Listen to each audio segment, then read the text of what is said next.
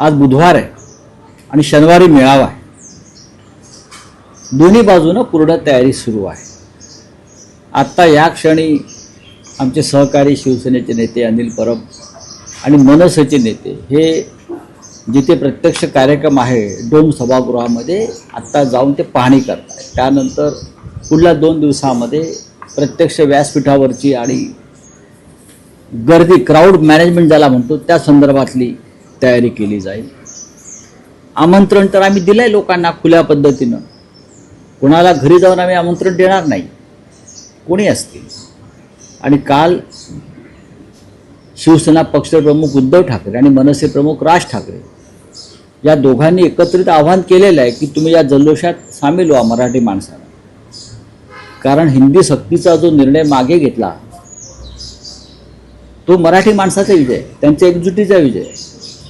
मराठी माणसं एकत्र येणार या भीतीनं मागे घेतलेला तो निर्णय आहे. त्याच्यामुळे हा जल्लोष समस्त मराठी बांधवांनी करावा असं दोन्ही प्रमुख ठाकरे बंधूंचं एक भूमिका आहे. आणि त्यानुसारच कालचं जे निवेदन किंवा निमंत्रण आहे ते समस्त महाराष्ट्रातल्या जनतेसाठी आहे.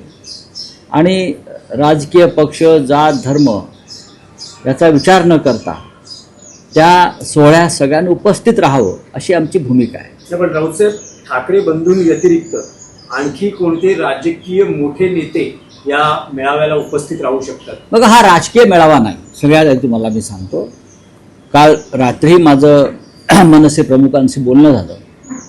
मग शिवसेना पक्षप्रमुखांशी माझी चर्चा झाली. आमचं सगळ्यांचं अशी म्हणणं आहे की हा राजकीय मेळावा नाही. मान अपमान, सन्मान, मानापमान बरं का, हा विषय इथे येत नाही. आम्ही सगळ्यांना आमंत्रित केलेलं आहे जाहीरपणे. त्यामध्ये कोण कोण आहे? नाही, सगळ्यांना म्हणजे आता ज्यांना तिथे उपस्थित राहायचं त्यांचं तिकडे नक्कीच स्वागत केलं जाईल. असं आहे की प्रत्येकाला यायचं, किती जणांचं आम्ही घरी जाऊन आमंत्रण देणार मला सांगा.